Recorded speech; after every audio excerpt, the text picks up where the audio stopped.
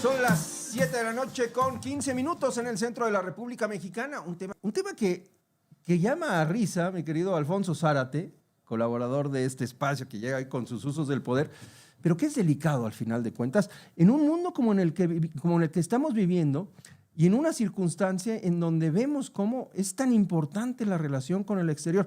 Hay quien dice, y aquí se ha mencionado, que México hoy no tiene embajador en Estados Unidos. ¿Qué opinas, Alfonso? Muy buenas noches. Buenas noches, primo. Yo creo que lo primero a decir es que a lo largo de muchas décadas la política exterior fue, digamos, un tinte de orgullo de México. Vivíamos en un régimen autoritario, ciertamente, el régimen del PRI, pero la política exterior era como una excepción. Era la parte digna, la parte luminosa de México, y esto tenía que ver, por un lado, con antecedentes, con la historia, por otro lado, con la formación de nuestros cuadros diplomáticos.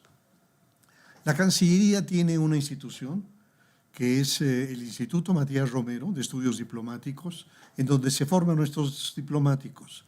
Y estos diplomáticos que egresan del Matías Romero son altamente calificados. Es gente que ama a nuestro país, que defiende a nuestro país y que dispone de los instrumentos para eso. Yo no podría ignorar que en los años del PRI y también en los años de Acción Nacional, el jefe del Ejecutivo, que de acuerdo a nuestra Constitución tiene la atribución de designar a los embajadores y cónsules con la aprobación del Senado, pero es una atribución del jefe del Ejecutivo, que hayan utilizado estos espacios privilegiados a veces para apartar a enemigos políticos o a veces para premiar. Entonces puedes mandar, digamos, a un poeta como Octavio Paz a India y a lo mejor lo menos importante es la relación, pero es como una especie de beca para que estudie a profundidad la filosofía, para que escriba sus ensayos, etc. Entonces, por ejemplo, Lázaro Cárdenas, en el preámbulo de la ruptura con Calles, envía como embajadores a dos figuras del callismo que podían ser conspiradores en contra de él. Entonces, sí, la política de designación de diplomáticos y cónsules tiene este componente pragmático, pero creo que en este gobierno de la 4T se les ha pasado la mano. Entonces, ciertamente si nosotros revisamos el capítulo de designación de embajadores y cónsules, tendríamos que decir, por un lado, que está todo un carril en donde se ubican esos gobernadores priistas que rindieron la plaza. Tú hacías el ejemplo de Omar Fayad, yo incluiría el caso de Quirino Ordaz. Embajador en España. Embajador en España, y ese tiene muchas implicaciones, primo, porque por una parte, lo hemos mencionado en esta mesa, hay que reconocer que particularmente en las elecciones del 2021, en donde se eligió gobernador a Rubén Rocha, hubo una participación decisiva del cártel de Sinaloa, bajando a punta de pistola candidatos. Secuestrando operadores electorales. Secuestrando decenas de operadores electorales 2 o 3 días antes de las elecciones, irrumpiendo en casillas, robando urnas, y ese gobernador que permitió esto y que no denunció nada, es premiado como embajador en España. Lo cual me parece que nos abre otra línea que podríamos abordar, que es también el de una diplomacia que abre conflictos.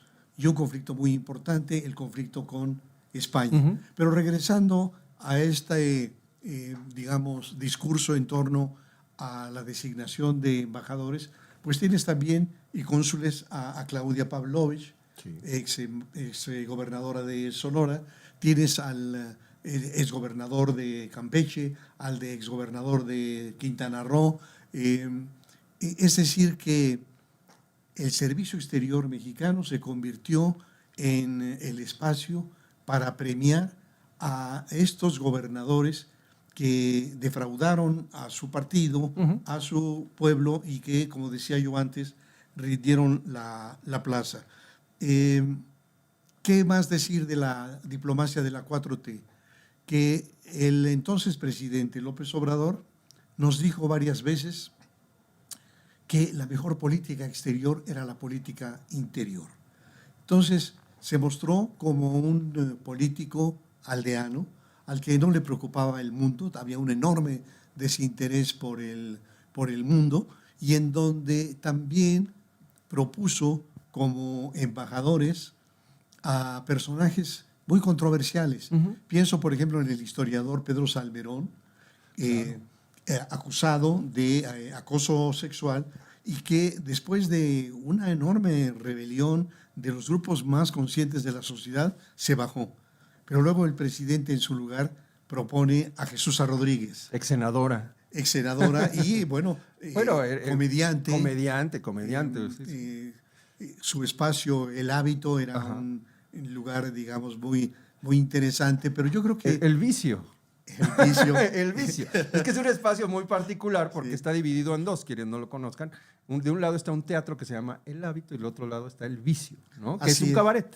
Es un cabaret. Y bueno, en ese cabaret Jesús representaba papeles muy interesantes. Era un ejercicio muy provocador y creo que se valía en una ciudad cada vez más abierta como la Ciudad de México. Pero yo creo que de nuevo era una grosería proponer como embajadora a una comediante cuyo espacio principal sería la carpa, pero no la misión diplomática. Y luego algo, digamos, muy, muy interesante es cómo Andrés Manuel decidió convertir en embajadoras a las viudas de sus amigos. Y entonces designa a Lilia Eugenia Rosbach, viuda de José María Pérez Gay, en Argentina, a Marta Susana Peón Sánchez, viuda de Gustavo Iruegas, en Honduras, a Raquel Serur, viuda de Bolívar Echevarría, en Ecuador. Entonces, digamos, es otra línea que siguió el expresidente. ¿Y qué decir en este caso de Claudia Sheinbaum? Pues que ha reproducido, que ha replicado esta misma visión. Entonces se mantiene el conflicto con España. Un conflicto tan absurdo, tan artificial, que tiene como uno de sus componentes aquel reclamo de López Obrador de que el gobierno de España ofreciera disculpas a las comunidades originarias de nuestro país por lo que ocurrió hace 500 años. Es decir, disculpas por los horrores de la conquista cuando México no era México y cuando España no era España. Entonces, esta actitud en el caso de España, pero también el problema con Ecuador. Ecuador finalmente terminó declarando a nuestra embajadora persona non grata. La relación muy compleja con Estados Unidos. La relación con Perú, por ejemplo. La relación con Perú, así es. Entonces, ¿cómo este gobierno de la 4T es capaz de tener una intervención muy grosera en aspectos internos de otros países, pero al mismo tiempo pregonar que respeta el principio de la no intervención? Entonces, yo diría que el saldo de la política exterior de la 4T es un saldo muy penoso, porque un país que no dispone de un poderío militar debe de tener en la diplomacia una de sus mejores herramientas para la defensa de los intereses del país. Un ejemplo primo, a mitad de la década de los 80, cuando el canciller Bernardo Sepúlveda imagina el Grupo Contadora, que va a ser este ejercicio que logra ponerle un alto a la política agresiva del presidente Reagan, de soporte a ciertos grupos en Centroamérica, y que a México particularmente el desbordamiento del conflicto centroamericano le planteaba un tema gravísimo de seguridad nacional, porque iba a implicar el desbordamiento del conflicto en nuestra frontera sur, una frontera en donde están los principales yacimientos petrolíferos, hidráulicos, y en donde el internacionalismo proletario podía generar condiciones también para grupos subversivos, para guerrillas que tienen o tenían una identidad más allá de las fronteras. Uh-huh. Es decir, qué tanto se distinguen los mayas guatemaltecos con los mayas mexicanos, etcétera. Entonces creo que en términos generales ha sido una política que ha echado por la borda el enorme prestigio de nuestra diplomacia. Ha elegido esta 4T, porque es un tema que tiene que ver con los planteamientos de López Obrador.